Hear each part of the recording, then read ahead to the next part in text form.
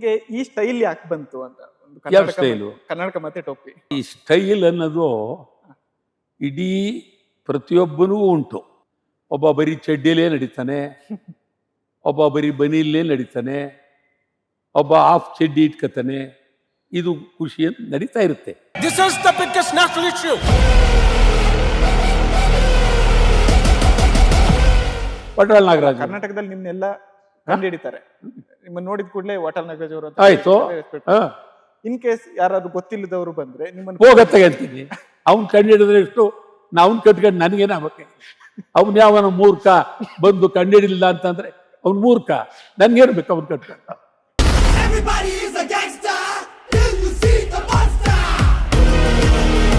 ಚುನಾವಣೆಗೆ ನಿಂತಿದ್ರಿ ನೀವು. ನಿಮ್ಮ ಪಕ್ಷದ ಚಿಹ್ನೆ ಚಪ್ಪಲಿ ಇತ್ತು. ಮಹಾತ್ಮ ಗಾಂಧೀಜಿಯವರು ಚಪ್ಪಲಿ ಹಾಕೊಂಡು ಓಡಾಡ್ತಾ ಇದ್ರು.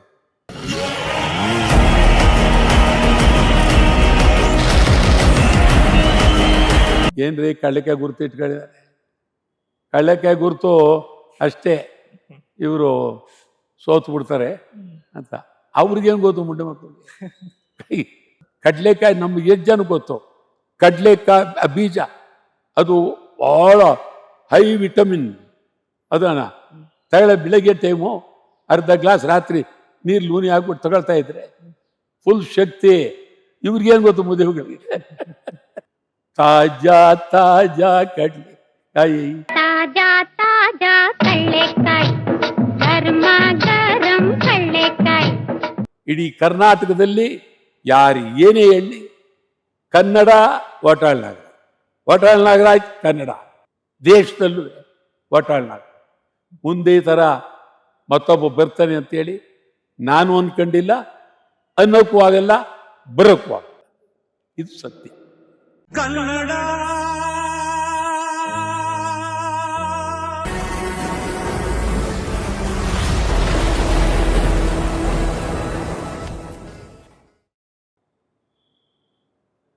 ನಮಸ್ತೆ ಎಲ್ರಿಗೂ. ಪಾಪ್ ಅಪ್ ಕನ್ನಡಗೆ ನಿಮ್ಗೆಲ್ರಿಗೂ ಆತ್ಮೀಯವಾದ ಸ್ವಾಗತ.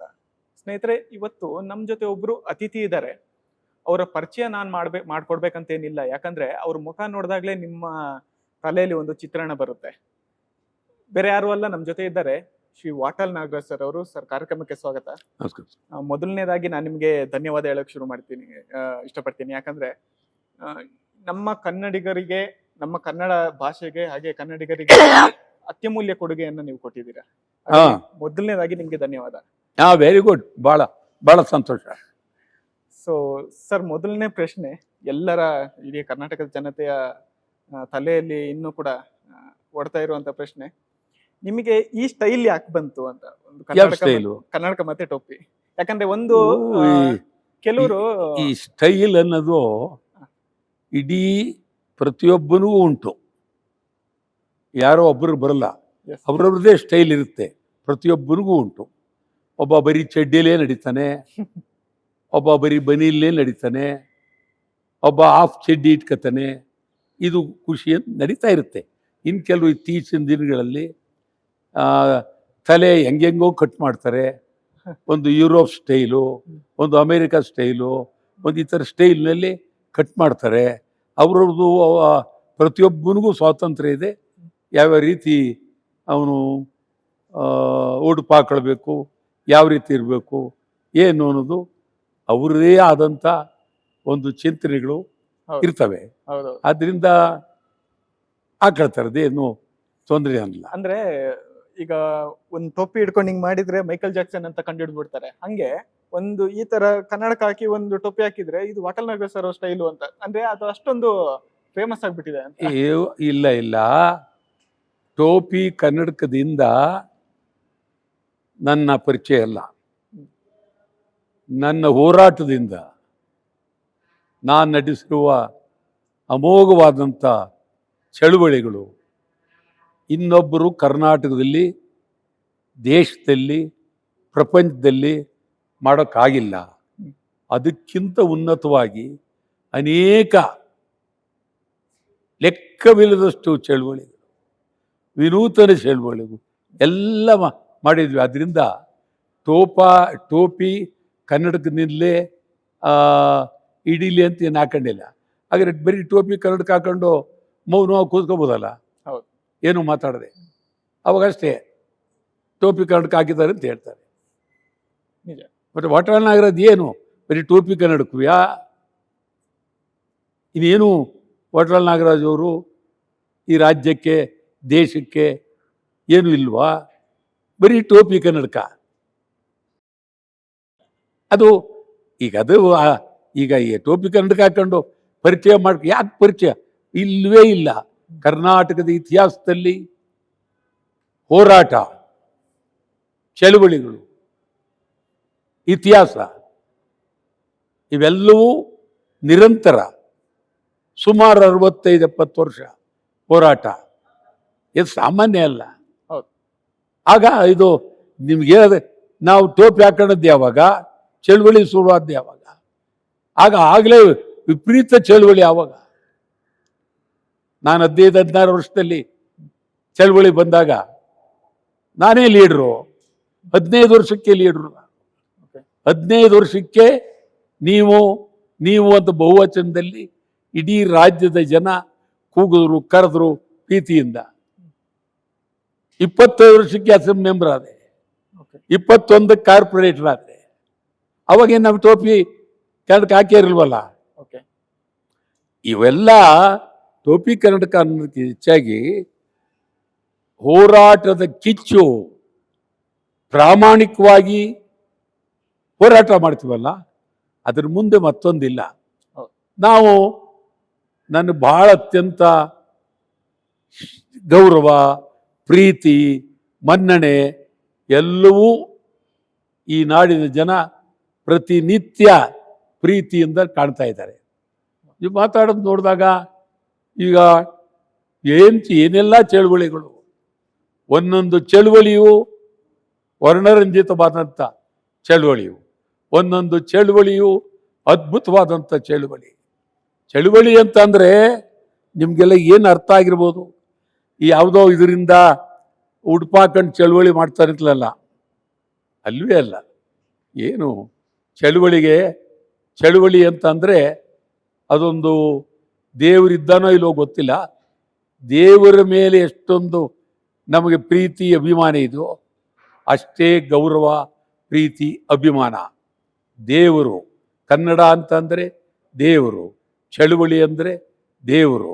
ಬೆಳಿಗ್ಗೆ ಎದ್ದ ತಕ್ಷಣ ಚಳುವಳಿಗೆ ಕೈ ಮುಗಿಬೇಕು. ನಾವು ಹೊರಟ ತಕ್ಷಣ ಹೆಂಗೆ ಹೊರಡಬೇಕು, ಏನು ನೋಡು. ಒಂದು ಚಳುವಳಿ ಇವತ್ತಿದೆ ಅಂತ ಇಟ್ಕೊಳ್ಳಿ, ಒಂದು ಚಳುವಳಿ ಇವತ್ತಿದೆ ಅಂದ ತಕ್ಷಣ ಇವರು ಒಂದು ಕಡೆ ಮಾಧ್ಯಮದವ್ರು ಬಂದಿರ್ತಾರೆ, ಒಂದು ಕಡೆ ಚಳುವಳಿಗಾರರು ಬಂದಿರ್ತಾರೆ.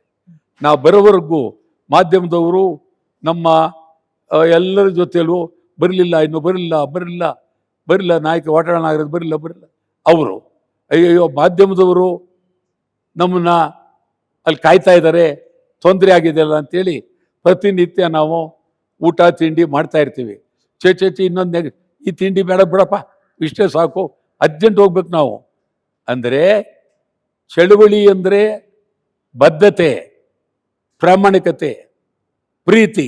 ಇದು ಯಾರಿಗೂ ಇಲ್ಲ. ಚಳುವಳಿ ನಾನು ಅದ್ಭುತವಾಗಿ ಆರಾಧಿಸ್ತೇನೆ.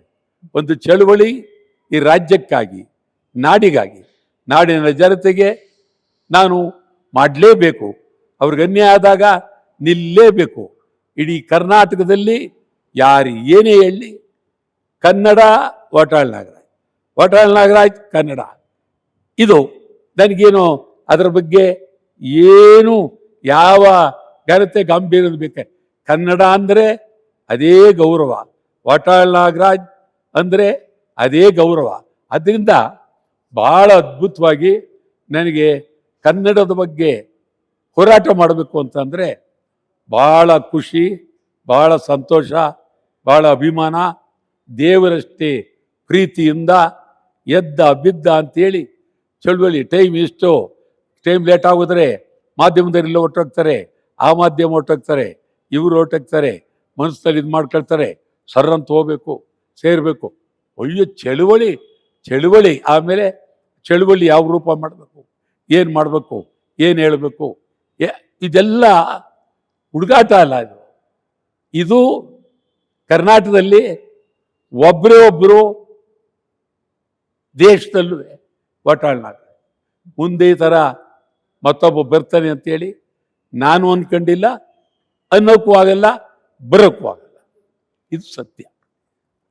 ಸರ್, ಈಗ ಯಾರಾದ್ರೂ ಈಗ ಕರ್ನಾಟಕದ ಜನತೆಗೆ ನೀವು ಯಾರಂತ ಗೊತ್ತಿಲ್ಲ ಅಂತ ಅನ್ಕೊಳ್ಳಿ, ಯಾರಾದ್ರೂ ಬಂದು ನಿಮ್ಮನ್ನ ಪರಿಚಯ ಮಾಡ್ಕೊಡಿ ಅಂತ ಕೇಳಿದ್ರೆ ನೀವು ನಿಮ್ಮನ್ನ ಹೇಗೆ ಪರಿಚಯ ಮಾಡ್ಕೊಳ್ತೀರಾ? ಯಾರಾದ್ರೂ ಬಂದು ನಿಮ್ಮನ್ನ ಪರಿಚಯ ಮಾಡ್ಕೊಳ್ಳಿ ಅಂತ ಹೇಳಿದ್ರೆ ಹಾ ನೀವು ನಿಮ್ಮನ್ನ ಹೇಗೆ ಪರಿಚಯ ಮಾಡ್ಕೊಳ್ತೀರಾ? ಅವ್ರ ಮುಂದೆ ಅವ್ರಿಗೆ ಗೊತ್ತಿರುತ್ತಲ್ಲ ಅಂಥವ್ರು ಯಾರಿದ್ದಾರೆ.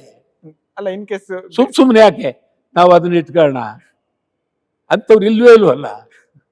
ನನ್ನ ಹತ್ರ ಬಂದ ತಕ್ಷಣ, ನಾನು ನೋಡಿದ ತಕ್ಷಣ ವಾಟಾಳ್ ನಾಗರಾಜ್ ಕರ್ನಾಟಕದಲ್ಲಿ ನಿಮ್ನೆಲ್ಲ ಕಂಡು ಹಿಡಿತಾರೆ. ನಿಮ್ಮನ್ನ ನೋಡಿದ ಕೂಡಲೇ ವಾಟಾಳ್ ನಾಗರಾಜ್ ಅವರು ಆಯ್ತು. ಇನ್ ಕೇಸ್ ಯಾರಾದ್ರೂ ಗೊತ್ತಿಲ್ಲದವರು ಬಂದ್ರೆ ನಿಮ್ಮನ್ನ ಹೋಗತ್ತಾಗ ಅಂತೀನಿ. ಅವ್ನು ಕಂಡು ಹಿಡಿದ್ರೆ ಎಷ್ಟು, ಅವ್ನು ಕಟ್ಕೊಂಡು ನನಗೇನಾಗಬೇಕಾಗಿದೆ? ಅವ್ನು ಯಾವನ ಮೂರ್ಖ ಬಂದು ಕಂಡು ಹಿಡಿಲಿಲ್ಲ ಅಂತಂದ್ರೆ ಅವ್ನು ಮೂರ್ಖ, ನನ್ಗೇನು ಬೇಕು ಅವ್ನು ಕಟ್ಕೊಂಡು? ಇರ್ತಾನೆ, ಹೋದ್ರೆ ಹೋಗ್ತಾನೆ. ನನ್ನ ಕಂಡಿಡಿಯವರು ಕೋಟಿ ಕೋಟಿ ಜನ ಇರುವಾಗ ಇವ್ ಯಾವನ ಮೂರ್ಖ ಬಂದು ಅದಕ್ಕೆ ಯಾಕೆ ತಲೆ ಹೋಗತ್ತಗತ್ತೆ? ಸರ್, ಇಲ್ಲಿವರೆಗೆ ನೀವು ನಿಮ್ಮ ಪ್ರಕಾರ ಎಷ್ಟು ಚಳುವಳಿಗಳನ್ನ ಮಾಡಿದ್ದೀರಾ? ಆ ಚಳುವಳಿಗಳನ್ನ ಮಾಡಿ ನಿಮ್ಮ ಮೇಲೆ ಎಷ್ಟು ಕೇಸ್ಗಳಾಗಿದೆ? ಈ ಕೇಸ್ಗಳು ಅದು ಲೆಕ್ಕವಿಲ್ಲದಷ್ಟು ಆಗೋಗಿದೆ. ಆ ಕೇಸು ಒಂದ ಎರಡ ಕುಂತ್ರೆ ನಿಂತ್ರೆ ಕೇಸು ಹೋಗ್ಬಿಟ್ಟಿದ್ದಾರೆ. ಕೇಸು ನಡೀತಲೂ ಇದೆ, ನ್ಯಾಯಾಲಯದಲ್ಲಿ ನಡೀತಾ ಇದೆ. ಅನೇಕ ಕೇಸ್ಗಳು ಮನೆಗೆ ನುಗ್ಗಿದ್ದಾರೆ, ಸರ್ಚ್ ವಾರೆಂಟ್ ಇಶ್ಯೂ ಮಾಡಿದ್ದಾರೆ, ಎಲ್ಲ ಥರ ನಡೆದಿದೆ. ಯಾವುದಕ್ಕೂ ಹೆದರದಿಲ್ಲ. ಒಂದು ತೊಟ್ಟು ರಕ್ತ ಇರುವವರೆಗೂ ಕನ್ನಡಕ್ಕಾಗಿ, ಕನ್ನಡಿಗರಿಗಾಗಿ ಹೋರಾಟ. ಯಾವ ಅಧಿಕಾರವೂ ಬೇಡ, ಯಾವ ಮಂತ್ರಿನೂ ಬೇಡ, ಯಾವುದು ಬೇಡ. ಅದ್ಭುತವಾಗಿದ್ದೀನಿ ಹೋರಾಟ ಮಾಡೋದಕ್ಕೆ. ಹೋರಾಟ ಮಾಡಲೇಬೇಕು, ನಿರಂತರವಾಗಿ ಹೋರಾಟ ಮಾಡ್ತೀವಿ. ಸರ್, ನಿಮಗೆ ಅದೇ ಸಾಕಷ್ಟು ಕೇಸ್ಗಳು ಬಿದ್ದಿದೆ. ನಿಮಗೆ ಕಾಮಿಡಿ ಅನ್ಸಿರೋ ಕೇಸ್ ಯಾವ್ದು? ಯಾವುದು? ನಿಮಗೆ ಈಗ ಕೇಸ್ಗಳು ಬಿದ್ದಿದೆ ಅಂತ ಹೇಳಿದ್ರಿ, ತುಂಬಾ ಕೇಸ್ಗಳಿದೆ ನಿಮ್ಮ ಅದ್ರಲ್ಲಿ ನಿಮ್ಗೆ ಸಿಲ್ಲಿ ಕಾಮಿಡಿ ಅನ್ಸಿರೋ ಕೇಸ್ ಯಾವ್ದಾದ್ರು ಇದೆಯಾ? ಏನು ಇಂಥದಕ್ಕೂ ಕೇಸ್ ಹಾಕ್ತಾರೇನೆಯಾ ಅನ್ನುವಂತ ಕೇಸ್ಗಳೇನಾದ್ರು ಯಾವ್ದಾದ್ರು ಇದೆಯಾ ನಿಮ್ಗೆ? ಇಲ್ಲ. ಈಗ ಏನಾಗಿದೆ, ಅವರು ಒಂದೇ ಯಾರಾಗ್ಲಿ ವಿವೇಚನೆ ಇಲ್ಲ, ಯಾವುದೋ ಒತ್ತಡಕ್ಕೆ ನಾನು ಒಬ್ಬನೇ ಹೋಗಿರ್ತೀನಿ, ಯಾರೂ ಇರಲ್ಲ, ನಾನು ಒಬ್ಬನೇ ಹೋಗಿ ಧಿಕ್ಕಾರಕ್ಕೆ ಹೋಗಿರ್ತೀನಿ, ಪೊಲೀಸ್ನವ್ರು ಬಂದಿರ್ತಾರೆ, ನೀವು ಬಂಧಿಸ್ತೀವಿ, ಬಂಧಿಸಿ ಅಲ್ಲೇ ಒಂದು FIR ಹಾಕ್ಬಿಡ್ತಾರೆ. ಅರ್ಥವಿಲ್ಲ. ಈ ಬೇಕಾದಷ್ಟು ಹಾಕಿದರೆ ಎಲ್ಲ ಬರೀ ಸತ್ಯಕ್ಕೆ ದೂರವಾದ್ದು, ಸುಳ್ಳು ಇದೆಲ್ಲ ಹಾಕಿದ್ದಾರೆ. ಆಮೇಲೆ ಒಬ್ಬೊಬ್ಬ ನ್ಯಾಯಾಧೀಶರುಗಳು ಪ್ರೀತಿಯಿಂದೂ ತಗೊಂಡಿದ್ದಾರೆ, ಕೆಲವರು ಏನು ಇವ್ರದ್ದೇನು ಅನ್ನುವ ಇದರಲ್ಲೂ ತಗೊಂಡಿದ್ದಾರೆ. ನಾನು ಯಾವುದಕ್ಕೂ ಅದರ ಬಗ್ಗೆ ತಲೆ ಕೆಡಿಸ್ಕೊಂಡಿಲ್ಲ. ನಾನು ನೀವೆಷ್ಟಾದರೂ ಕೇಸ್ ಹಾಕಿ ಕನ್ನಡ, ಜೈಲಿಗೆ ಕಳಿಸ್ತೀರಾ ಅಲ್ಲೂ ಕನ್ನಡ, ಜೈಲಿಂದ ಹೊರಗೆ ಬರ್ತೀವ ಅಲ್ಲೂ ಕನ್ನಡ, ಮನೇಲಿರ್ತೀವ ಅಲ್ಲೂ ಕನ್ನಡ, ಬೆಳಿಗ್ಗೆ ಹೇಳ್ತೀವ ಅಲ್ಲೂ ಕನ್ನಡ.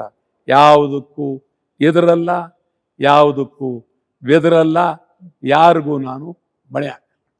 ನೀವು ಎಲೆಕ್ಷನ್ಗೆ ಕೂಡ ಪಾರ್ಟಿಸಿಪೇಟ್ ಮಾಡಿದ್ರಿ, ಚುನಾವಣೆಗೆ ನಿಂತಿದ್ರಿ ನೀವು.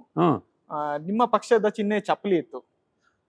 ಪಕ್ಷದ ಚಿಹ್ನೆ ಚಪ್ಪಲಿಯನ್ನ ಪಕ್ಷದ ಚಿಹ್ನೆ ಮಾಡಿದ್ರು. ನೋನು ಅದೆಲ್ಲ ಒಂದೊಂದು ಚಪ್ಪಲಿಯೂ ಪಾದರಕ್ಷೆಯೂ ಈಗ ಚುನಾವಣೆಯ ಗುರುತಾಗಿದೆ. ನಾವು ತಗೊಂಡದ್ದಲ್ಲ. ಪಾದರಕ್ಷಣೆ ಬೇಕು, ಗುಬ್ಬೂಡಿಸ್ಬೇಕು. ಚುನಾವಣಾ ಆಯೋಗ ಬಿಡಿ ಬಿಡಿಯಾಗಿ ತಗೊಳ್ಳೋದಕ್ಕೆ ಅವರು ಗುರುತುಗಳನ್ನ ಕೊಟ್ಟಿದ್ದಾರೆ. ಗುರುತು ಕೊಡುವಾಗ ಚಪ್ಪಲಿ ಗುರುತು ಬಂತು, ಅದು ಚೆನ್ನಾಗಿದೆ. ಚಪ್ಪಲಿ ಗುರುತು ವಿವೇಚನೆ ಮಾಡ್ತಾರೆ, ಚಿಂತನೆ ಮಾಡ್ತಾರೆ. ಮಹಾತ್ಮ ಗಾಂಧೀಜಿಯವರು ಚಪ್ಪಲಿ ಹಾಕೊಂಡು ಓಡಾಡ್ತಾ ಇದ್ರು. ಇದೇ ನೋಡಿದಾಗ ಚಪ್ಪಲಿ ಅದನ್ನು ನಾವು ಕಡೆಗಾಣಿಸೋಕ್ಕಾಗಲ್ಲ. ಚಪ್ಪಲಿ ಭಾಳ ಪವಿತ್ರವಾದದ್ದು. ಚಪ್ಪಲಿ ಅಂದ ತಕ್ಷಣ ನಾವು ಚಪ್ಪಲಿ ಆ ಗುರುತು ತಗೊಂಡ್ರಲ್ಲ ಅಂತಂದರೆ ತಲೆ ಚಪ್ಪಲಿ ಎನ್ನುವ ಗುರುತು, ಚಪ್ಪಲಿ ಎಲ್ಲರಿಗೂ ಅವಶ್ಯಕತೆ, ಚಪ್ಪಲಿ ಎಲ್ಲರಿಗೂ ಬೇಕಾಗಿದೆ. ಚಪ್ಪಲಿ 100ಕ್ಕೆ 90 ಜನ ಹಾಕೊಳ್ಳೇಬೇಕು. ಆದ್ದರಿಂದ ಆ ಗುರುತು ನಿಜಕ್ಕೂ ಅದ್ಭುತವಾದ ಗುರುತು. ಅದನ್ನು ಕಡೆಗಣಿಸಕ್ಕಾಗಲ್ಲ. ಯಾಕೆ ಕಡೆಗಣಿಸ್ತೀರಿ? ಕಾರಣ ಏನು? ಅದರಿಂದ ನೀವು ಯಾರಾದರೂ ಕಡೆಗಣಿಸಿ ಅಂತ ಹೇಳಿ ಒಂದ್ಸಾರಿ ಚಪ್ಪಲಿ ಗುರುತು ತಗೊಂಡಿದ್ದೆ, ತೆಂಗಿನಕಾಯಿ ಗುರುತು ತಗೊಂಡೋಗಿದ್ದೆ, ತಕ್ಕಡಿ ಗುರುತು ತಗೊಂಡಿದ್ದು, ಏಣಿ ಗುರುತು ಫಸ್ಟ್ ಈ ದೇಶಕ್ಕೆ ನಾನೇ ಮಾಡಿದ್ದು, ಏಣಿ ಗುರುತು ತಗೊಂಡೋಗಿದ್ದು.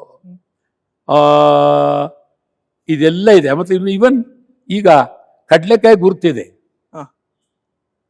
ಒಳ್ಳೇದು. ಅದು ಕಡ್ಲೆಕಾಯಿ ಗುರುತಿದೆ ಅಲ್ಲ, ತಗೊಂಡ್ರೆ ಒಳ್ಳೇದು. ನಾವು ಚುನಾವಣೆಗೆ ಹೋಗಿ ಕಡ್ಲೆಕಾಯಿ ತಗೊಂಡು ಕಡ್ಲೆಕಾಯಿ ಗುರುತು ಅಂದ ತಕ್ಷಣ ಜನಕ್ಕೆ ಏನಾಗ್ಬೋದು, ಏನ್ರಿ ಕಡ್ಲೆಕಾಯಿ ಗುರುತು ಇಟ್ಕೊಂಡಿದ್ದಾನೆ, ಕಡ್ಲೆಕಾಯಿ ಗುರುತು ಅಷ್ಟೇ, ಇವರು ಸೋತು ಬಿಡ್ತಾರೆ ಅಂತ. ಅವ್ರಿಗೇನು ಗೊತ್ತು ಮುಂಡೆ ಮಕ್ಕಳಿಗೆ ಕಡ್ಲೆಕಾಯಿ ಅಂದರೆ ಅದು ಇದೇನು, ಅದು ಹಿಂದೇನು, ಆ ಗುರುತೇ ತಗೋಬೇಕು. ಚಂದ ತಗೊಂಡ್ರೆ ಬೀದಿಗೆಲ್ಲ ಕಡ್ಲೆಕಾಯಿ ಹಂಚಿ, ವೋಟರ್ಸ್ಗೆಲ್ಲ ಕಡ್ಲೆಕಾಯಿ ಹಂಚಿ, ಒಂಥರ ಹೊಸ ಇತಿಹಾಸ ನಿರ್ಮಾಣ. ಕಡ್ಲೆಕಾಯಿ ಒಳ್ಳೆ ಗುರುತು, ಕಡ್ಲೆಕಾಯಿ ಅದು ಅದ್ಭುತ. ನಾನು ತಗೋಬೇಕು ಅಂತ ಅಂದಾಗ ನಮ್ಮವರು, ಬೇಡಿ ಸರ್, ಇವರು ಸುಮ್ಮನೆ ಅಪಪ್ರಚಾರ ಮಾಡ್ತಾರೆ, ಇವ್ರು ಸೋತ್ ಬಿಡ್ತಾರೆ, ಅದಕ್ಕೆ ಕಡ್ಲೆಕಾಯಿ ತಗೊಂಡವ್ರೆ ಅಂತ. ಅಯ್ಯಯ್ಯ, ಅವನು ಯಾವನಂದ್ರೆ ತಗೊಳ್ಳೋಣ ಕಡ್ಲೆಕಾಯಿ ಭಾಳ ಒಳ್ಳೆಯದು. ಕಡ್ಲೆಕಾಯಿ ಅದಕ್ಕೆ ಒಂದು ಶಕ್ತಿ ಇದೆ, ಅದೊಂದೇ ಅಲ್ಲ. ಕಡ್ಲೆಕಾಯಿ ನಮ್ಗೆ ಎಷ್ಟು ಜನ ಗೊತ್ತು? ಕಡ್ಲೆಕಾಯಿ ಬೀಜ ಅದು ಭಾಳ ಹೈ ವಿಟಮಿನ್. ಅದನ್ನ ಬೆಳಗ್ಗೆ ಟೈಮು ಅರ್ಧ ಗ್ಲಾಸ್ ರಾತ್ರಿ ನೀರು ಲೂನಿ ಹಾಕ್ಬಿಟ್ಟು ತಗೊಳ್ತಾ ಇದ್ರೆ ಫುಲ್ ಶಕ್ತಿ. ಇವ್ರಿಗೇನು ಗೊತ್ತು ಮದುವೆಗಳಿಗೆ? ಕಡ್ಲೆಕಾಯಿ ಅಂದರೆ ಕಡ್ಗಾಣಿಸ್ತಾರೆ. ಇಲ್ಲ, ಕಡ್ಲೆಕಾಯಿ ಪವಿತ್ರವಾದ್ದು. ಮಹಾತ್ಮ ಗಾಂಧೀಜಿಯವರು ಕುರಿ ಹಾಲು, ಕಡ್ಲೆಕಾಯಿ, ಕಡಲೆ ಬೀಜ ತಿಂತಾ ಇದ್ರು. ಕಡ್ಲೆಕಾಯಿನ ಕಡ್ಗಾಣಿಸಕ್ಕಾಗಲ್ಲ. ನಾನು ಇಂಥ ಇದರಲ್ಲಿ ಇಂಥವನ್ನೇ ನಾನು ಸೆಲೆಕ್ಟ್ ಮಾಡ್ತೀನಿ.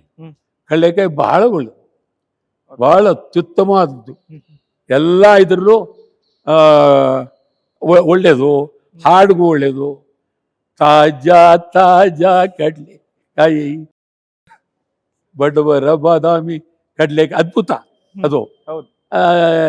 ಅದು ಅದರಲ್ಲಿ ಸ್ವಾರಸ್ಯ ಭಾಳ ಇದೆ. ಏನು ಕಡ್ಲೆಕಾಯಿ ಅನ್ಬಿಡ್ತಾರೆ ಕಡ್ಗಾಣಿಸ್ಬಿಟ್ರು ಅಂತಲಲ್ಲ.